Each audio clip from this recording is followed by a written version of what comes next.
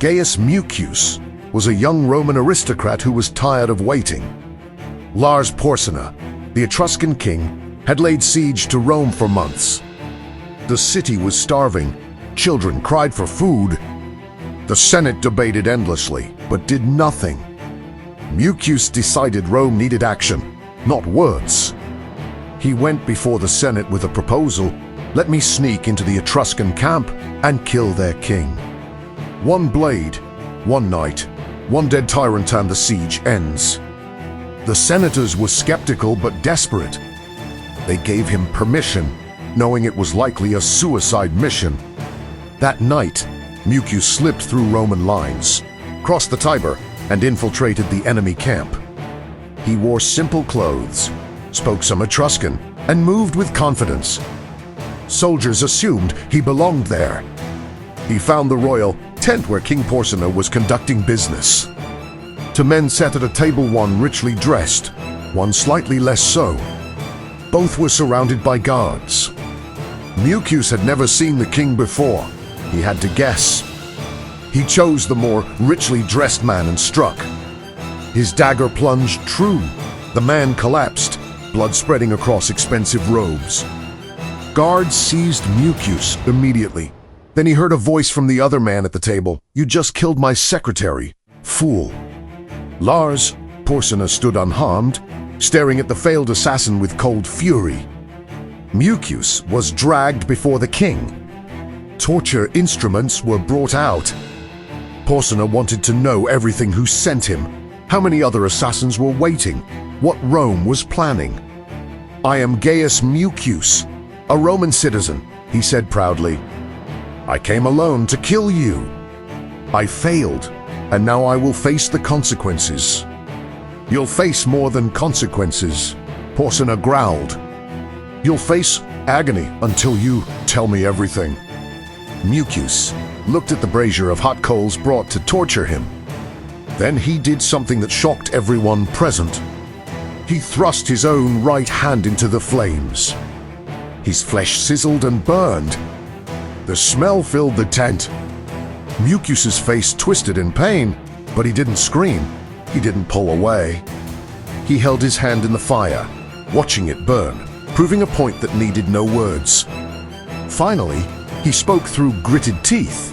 "See how cheaply Romans value their bodies when honor is at stake." The guards stared in horror. Porsena himself recoiled. This wasn't bravery, this was something beyond bravery. This was a man who cared so little for pain that torture would be meaningless. Mucius continued, his hand still burning. "I am but one of 300 young Romans who have sworn to kill you. We drew lots. I came first. I failed. But another will come tomorrow night, and another the night after, and another. We will keep coming until one of us succeeds. You can torture me, but it changes nothing.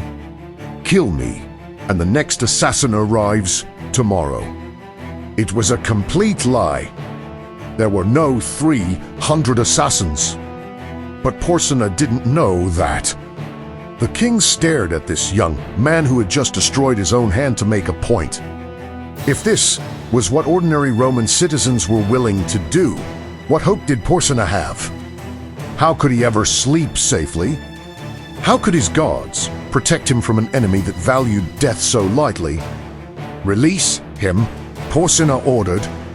The guards hesitated, confused. "Release an assassin who had just killed the royal secretary. I said release him." Porsena shouted, "This man has more courage than my entire army. Send him back to Rome." Mucius was escorted to the Roman side of the Tiber, his right hand a ruined, charred mess. When he returned, Rome erupted in celebration. He hadn't killed the king, but he'd done something perhaps more important: he'd terrified him. Days later, Porsena sent envoys to negotiate peace. The siege was lifted. Rome was saved. Gaius Mucius became known as Scaevola, lefty, because his right hand was gone, burned to uselessness by his own choice. The name became his family's name for generations. His descendants, the Mucius Scaevola, became one of Rome's most distinguished families. Centuries later, Roman children would learn about Mucius Scaevola, in school the man who proved that Romans feared shame more than pain, valued honor more than life, and would do anything to protect their city. One burned hand saved Rome.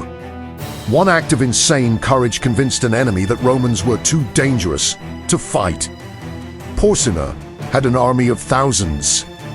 Mucius had only determination and a willingness to suffer. In the end, determination won. Sometimes, the most effective weapon isn't a sword. It's showing your enemy that you simply cannot be broken.